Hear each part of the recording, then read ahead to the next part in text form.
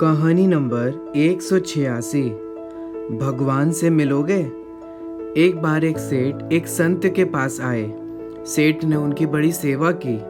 उनकी सेवा से प्रसन्न होकर संत ने कहा, अगर आप चाहें तो मैं आपको भगवान से मिलवा सकता हूँ। सेठ ने कहा, महाराज, मैं भगवान से मिलना तो चाहता हूँ, पर अभी मेरा बेटा छोटा है, वह कुछ बड़ा हो जाए तब मैं चलूँगा। बहुत समय के बाद संत फिर आए। बोले, अब तो आपका बेटा बड़ा हो गया है, अब चलें? इस पर सेठ ने कहा, महाराज, उसकी सगाई हो गई है, उसका विवाह हो जाता, घर में बहू आ जाती, तब मैं चल पड़ता। संत 3 साल बाद फिर आए। बहू आंगन में घूम रही थी। संत बोले, सेठ जी, अब चलें क्या? सेठ जी बोले, महाराज, मेरी बहू को बालक होने वाला है। मेरे मन में कामना रह जाएगी कि मैंने पोते का मुंह नहीं देखा। एक बार पोता हो जाए तब चलेंगे। संत पुनः आए, तब तक सेठ की मृत्यु हो चुकी थी। ध्यान लगाकर देखा तो वह सेठ बैल बना वहीं सामान ढो रहा था। संत बैल के कान में बोले, अब तो आप बैल हो गए, अब भी भगवान से मिल लो, मौका है। बैल बोला, मैं इस दुकान का बहुत काम करता हूँ, मैं ना रहूँगा तो मेरा लड़का कोई और बैल रख लेगा। वह खाएगा ज़्यादा और काम कम करेगा तो उसको नुकसान हो जाएगा। संत फिर आए, तब तक बैल भी मर गया था। देखा कि वह कुत्ता बनकर दरवाजे पर बैठा था। संत ने कुत्ते से कहा, अब तो आप कुत्ता हो गए, अब तो भगवान से मिलने चलो। इस पर वह कुत्ता बोला, महाराज, आप देखते नहीं कि मेरी बहू कितना सोना पहनती है?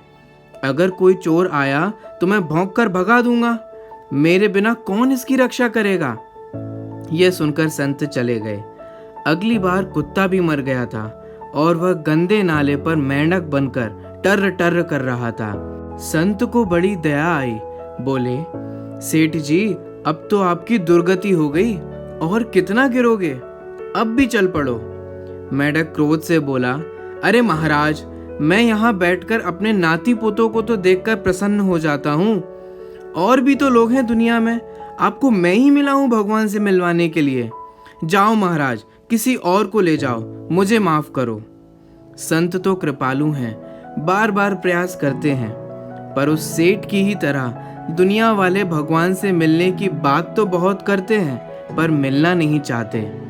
अब अपनी बात पर आते हैं, क्या ये दशा हमारी नहीं हो रही है?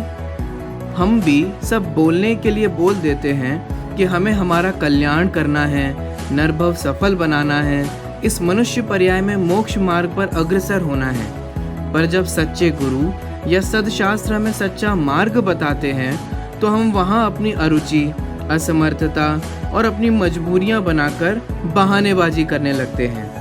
हमें ये निर्णय करना होगा कि आत्म कल्याण की चाह मात्र से आत्म कल्याण नहीं होता। आत्म कल्याण की चाह पूर्वक हमें उस मार्ग पर अग्रसर होकर वैसा पुरुषार्थ करना होगा। तो आज से बातें बनाना बंद और पुरुषार्थ जागृत करना शुरू।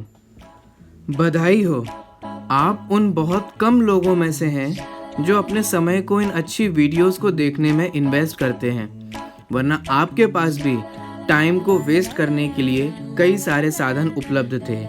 मेरे लिए आप सबके कमेंट्स बहुत मायने रखते हैं, इसलिए अपने कमेंट्स अवश्य दीजिएगा।